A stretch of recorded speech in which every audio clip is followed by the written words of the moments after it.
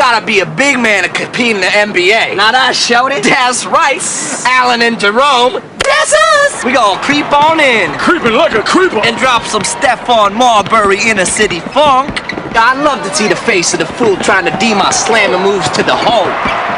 Yo, David, you may be bigger than me, but you need to get yourself some Coppertone lotion. Why that, baby? Cause you just got burned. McLeod for the win. No! Spurs have won it.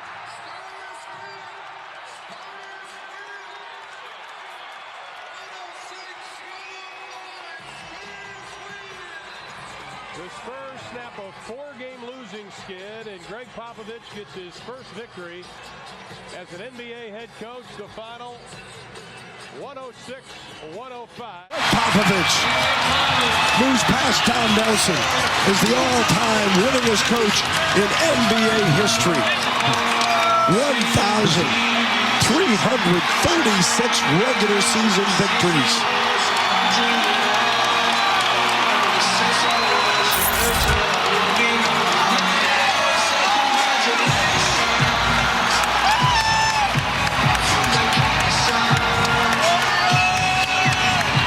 Hey, Pop, it's okay to smile. It's all right. Okay. The players are so thrilled for it. They're just not going to let him go. I mean, look at that. You can't leave there. That's it. It's the one time the coach is not in control. He's trying to, he's still curmudgeonly. He wants to leave so bad. Oh, my. To the end. Unbelievable. So we may or may not have seen the last of Greg Popovich coaching one of the most successful franchises in NBA history, let alone the history of American professional sports. The NBA, the MLB, the NHL, NASCAR, and of course the most overhyped and overrated sport in America, the bitch-ass NFL, being the San Antonio Spurs. 5 championships, 6 finals appearances, and 22 consecutive playoff appearances to go along with the most winningest coach in NBA history.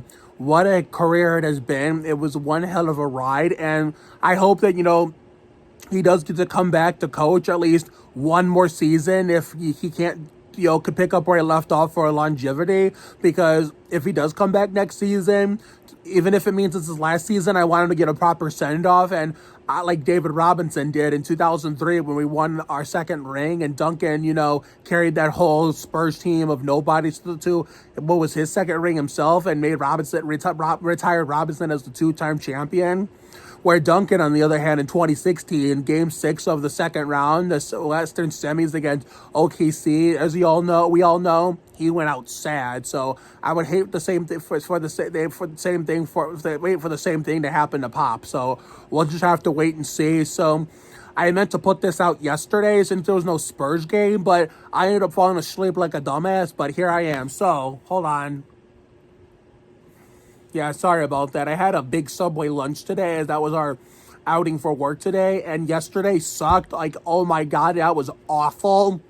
I'm not going to get into it here on the interwebs to in terms of what in the world happened. But you can look at, I never even posted full details to my other social media out of for precautionary safety and privacy reasons. So if you see me in real life and you want to know what happened, I will tell you, but it'll have to be off camera. But anyway, back to the elephant in the room.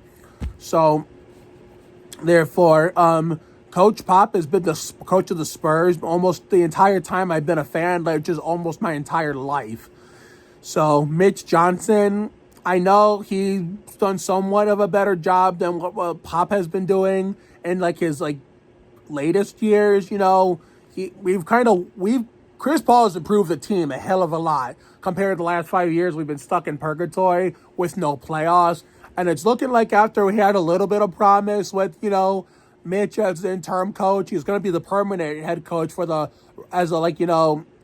permanent placeholder for the rest of the season, which hopefully will also be a general temporary placeholder if Pop is able to return next year. We don't know because his future is uncertain. But, we did have some promise this year, even before Pop. Well, when the season started, Pop was on the sidelines, and we didn't know how Chris Paul was going to improve the team. And with or without Pop, he has improved this team immensely. But sadly, it hasn't been that much enough, because ever since we blew that 19-point lead to the Bulls and on their floor in Chicago, it's not been the same. It's gone down the toilet from here. And then, we got the word of Coach Pop not coming back because he's still taking time to recover from that stroke and get back to a full 110% health. And then once the All-Star break ended and, we had some promise with, Bassey finally recovering from that sprained MCL and, the signing of Bismack Biyombo to help, improve the rebounding. Down goes Wembanyama with the blood clot in his shoulder, which thankfully they caught in a timely manner.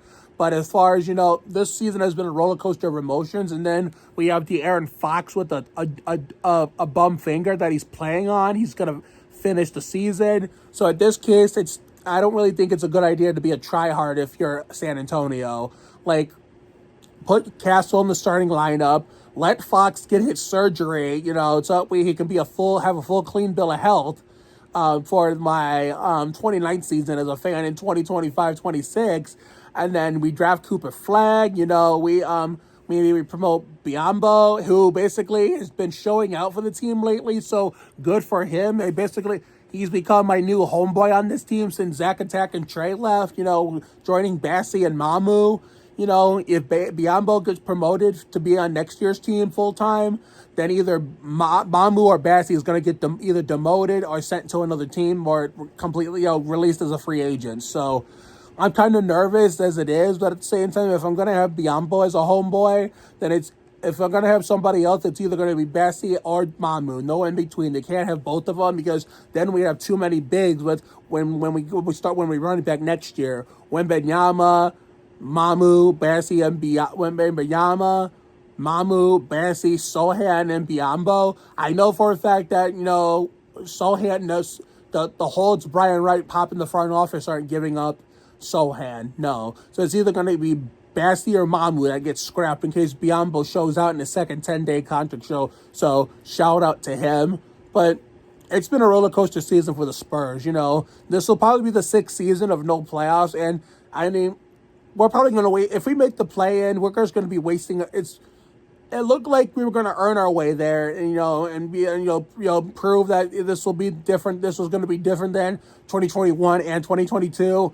But guess what? Since all this stuff that's been going on with the team behind the scenes, behind closed doors, if we sniff the play-in, if we even get in there, but it'll be by the skin of our teeth, and 2, guess what? We'll be wasting a spot from a better Western Conference team that deserves to be there more than us, and then we're just going to get ousted like we did in 2021, and 2022, meaning just when we thought it was going to be different than those 2 years, it's going to be those 2 years all over again based off our current scenario, considering our season is fucked now. So if this is the end for Coach Pop, I can't thank him enough for being a big part of my childhood going into my teenage years, into my young adult years, and my grown adult years. So I think it's time to hand off the keys, if it has to come to this, to Duncan, Manu, or hopefully a former Spur, because if it ain't Duncan or Manu, then it has to be someone else that has to be close to a Spurs connection. Maybe bring back Coach Bud, or put Brett Brown in there, Avery Johnson, considering he can redeem himself when he coached the Mavericks. I wouldn't say a major Spurs villain, a minor Spurs villain. Like, it would be like a former Spur that was did all the good stuff in Houston being the coach, because Rockets are more of a major enemy to the Spurs more than the Mavericks are. So we'll just have to wait and see what happens. I mean, I'm just going to cut the video right there because I just do not want to make the video longer than it needs to be. So in case, we considering, we want to have some extra downtime before the game starts at 8 o'clock. So have a good night. Well, no, I'm not going to say that yet because then we have to make your game review. But I'll say it anyway, just in case. Okay, so tomorrow the Spurs play the cheating douchebag, speaking of the Rockets. But it's a 9:30 game, so it's way too damn late. So what I'm going to do is the birthday haul video. And then Olivia Tiedeman's birthday tribute on Thursday. Thursday's video, And then we'll do a cooking video to, do a little, minor follow-up, subsequent sequel to Olivia Tiedemann's birthday tribute on a real birthday, cooking the mozzarella sticks, on TGF Fridays, in a certain way to make it taste exactly like the ones you get in the TGI Fridays restaurants, which we tried to do for Bradley Stephen Perry, but that was an epic fail. But this will be our redemption to do it right for Olivia Tiedemann. So have a good night tonight and a better day tomorrow. Take care, everyone. Good night, and I'll see you all later on tonight for the Spurs game review. But if you don't see that tonight, then I'll see you all when I upload it tomorrow. So see y'all whenever, everyone. Go Spurs, go.